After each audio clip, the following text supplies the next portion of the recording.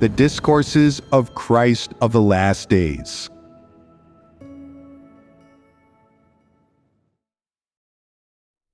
Words on how to resolve corrupt dispositions. Excerpt.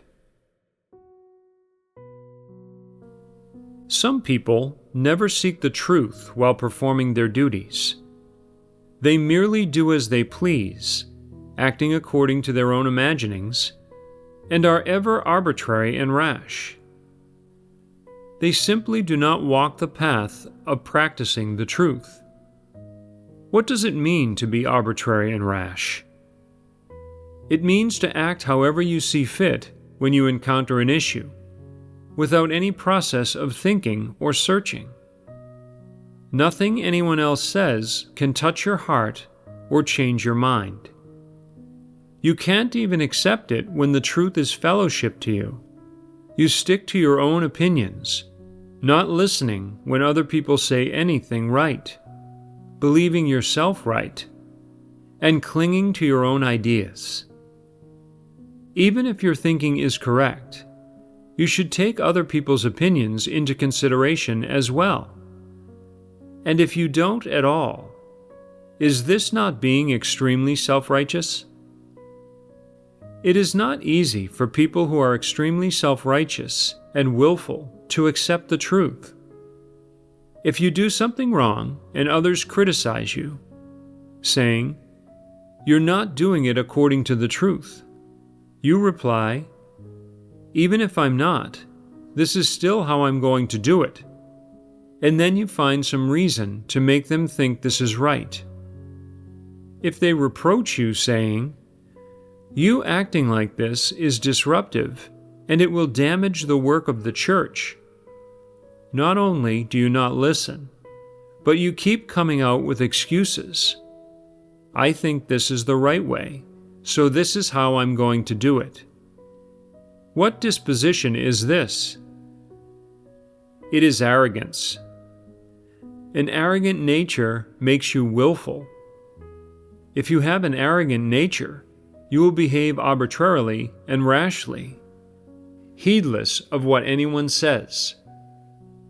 How then do you resolve your arbitrariness and rashness? Say, for example, something happens to you and you have your own ideas and plans. Before determining what to do, you must seek the truth, and you should at least fellowship with everyone about what you think and believe about that matter, asking everyone to tell you if your thoughts are correct and in line with the truth, and to carry out checks for you. This is the best method for solving arbitrariness and rashness. First, you can shed light on your views and seek the truth.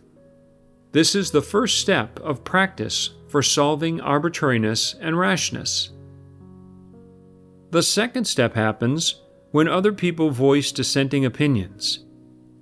How can you practice in order to keep from being arbitrary and rash? You must first have an attitude of humility. Set aside what you believe to be right, and let everyone fellowship. Even if you believe your way to be correct, you should not keep insisting on it. That is a kind of step forward. It shows an attitude of seeking the truth, of denying yourself, and of satisfying God's intentions.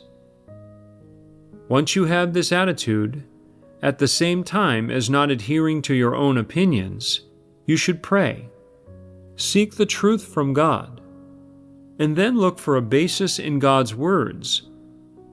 Determine how to act based on God's words. This is the most suitable and accurate practice. When you seek the truth and hold up a problem for everyone to fellowship and seek on together, that is when the Holy Spirit provides enlightenment. God enlightens people according to principles. He takes stock of their attitude. If you stubbornly stick to your guns, regardless of whether your view is right or wrong, God will hide His face from you and ignore you. He will make you hit a wall. He will expose you and reveal your ugly state. If, on the other hand, your attitude is correct, neither insistent on your own way, nor self-righteous, nor arbitrary and rash, but an attitude of seeking and of accepting the truth, if you fellowship with everyone, then the Holy Spirit will begin to work among you, and perhaps He will lead you to understanding by means of someone's words. Sometimes, when the Holy Spirit enlightens you, He leads you to understand the crux of a matter with just a few words or phrases, or by giving you an idea.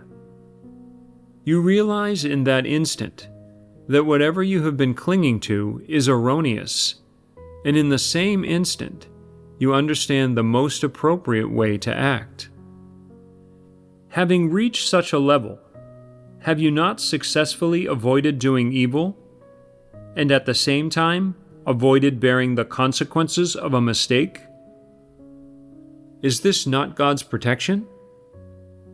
How is such a thing achieved? This is only attained when you have a God-fearing heart, and when you seek the truth with a heart of submission. Once you have received the enlightenment of the Holy Spirit and determined the principles of practice, your practice will be in line with the truth, and you will be able to satisfy God's intentions. What does you being able to practice the truth in such a manner crucially depend upon? Primarily, it depends on you having the right intentions and attitude. This is crucial.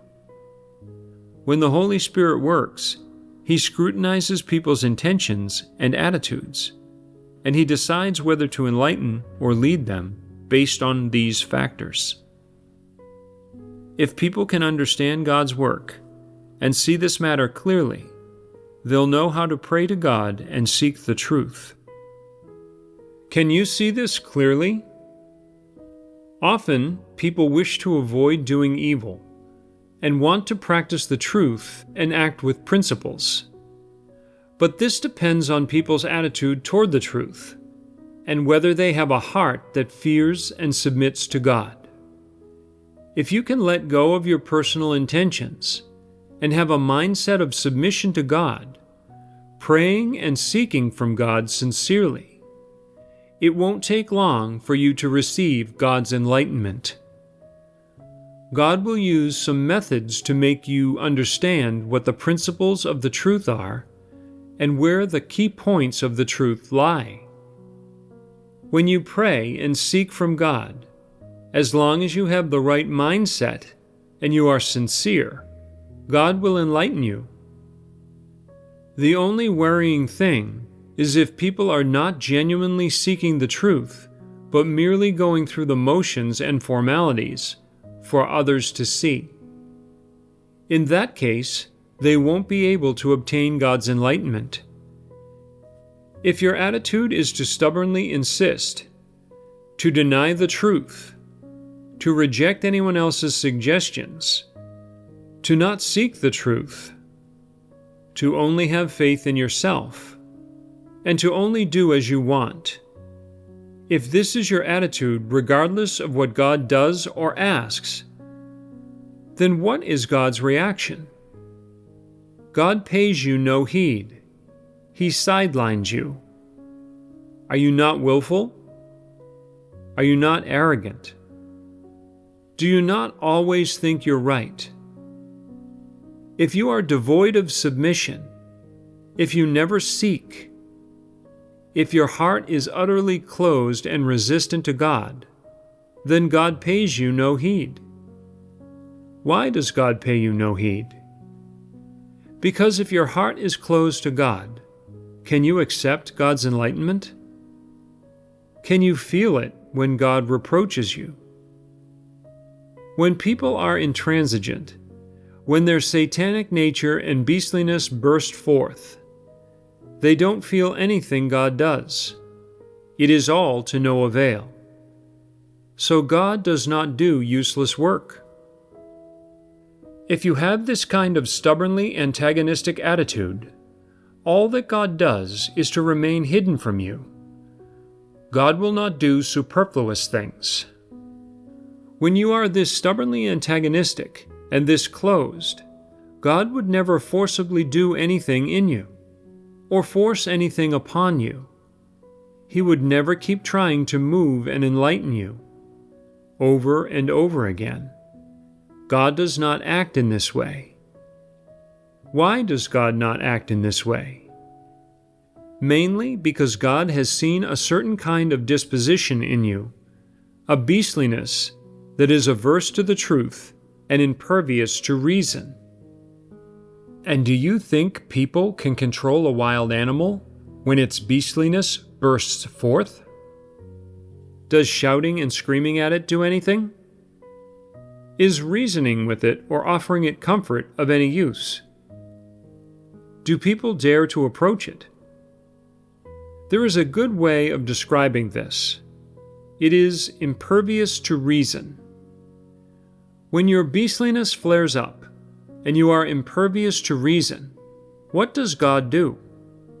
God pays you no heed. What more does God have to say to you when you are impervious to reason? Saying any more is useless. And when God pays you no heed, are you blessed or do you suffer?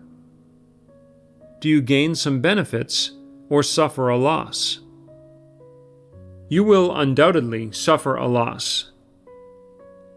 And who caused this? You caused it. No one forced you to act like this, and yet you still feel upset. Did you not bring this upon yourself? God pays you no heed. You cannot feel God. There is darkness in your heart, and your life is compromised. You brought this upon yourself. You deserve it.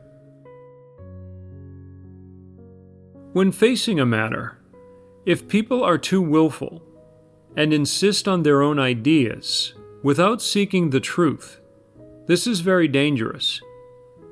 God will spurn these people and set them aside. What will the consequence of this be?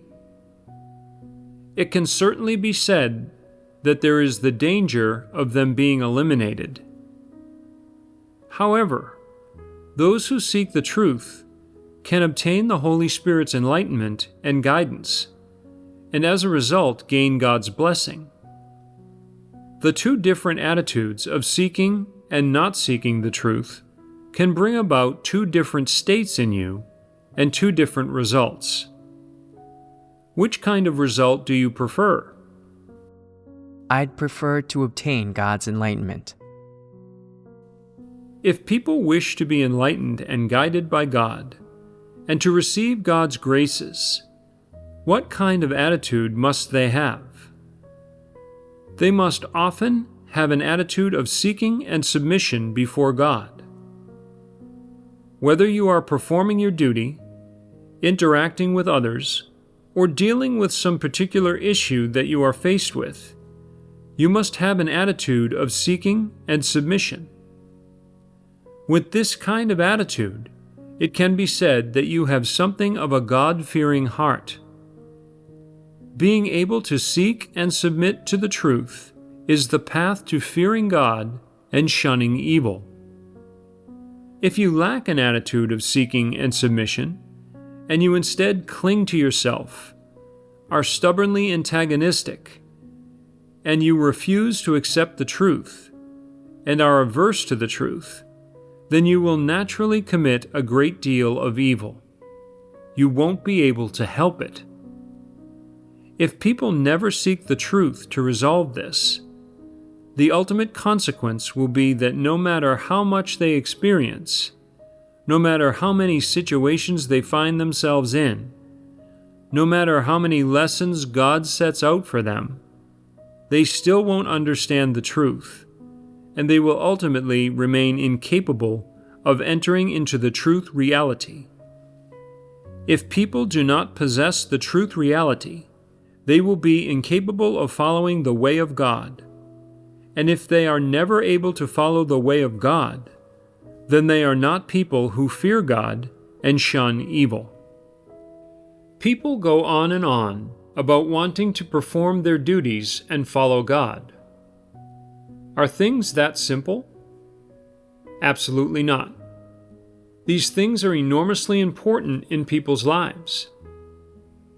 It isn't easy to perform one's duty well to satisfy God and achieve fear of God and shunning of evil.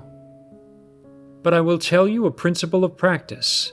If you have an attitude of seeking and submission when something happens to you, this will protect you. The ultimate goal isn't for you to be protected. It is to make you understand the truth and be able to enter into the truth reality and attain God's salvation. This is the ultimate goal. If you have this attitude in all that you experience, you will no longer feel that performing your duty and satisfying the intentions of God are empty words and slogans. It will no longer feel so taxing. Instead, before you realize it, you will come to understand quite a few truths. If you try to experience in this way, you will be sure to reap rewards. It doesn't matter who you are, how old you are, how educated you are, how many years you have believed in God, or what duty you perform. As long as you have an attitude of seeking and submission, as long as you experience in this way, then ultimately you will be sure to understand the truth and enter into the truth reality.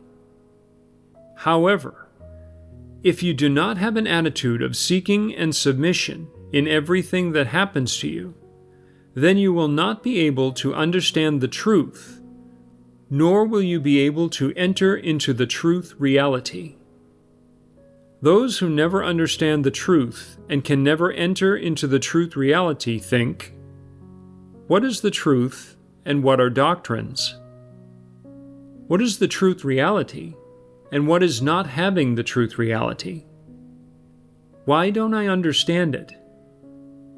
They often listen to sermons and fellowship about the truth. They get up early and go to bed late, reading God's words, listening more, learning more, and writing more. They take notes of the edifying things that they hear in their notebooks, filling up several whole books. They have put in a lot of effort, but unfortunately, they never understand the truth. Consequently, they feel the truth is too profound. After listening for several years, they understand some doctrines, but why can't they put them into practice? Why do they become confused when facing matters? They regard understanding the truth and entering into the truth reality as very abstract and feel that these things are very difficult to attain. In fact, they have misunderstood it. Believing in God and understanding the truth is not about playing word games.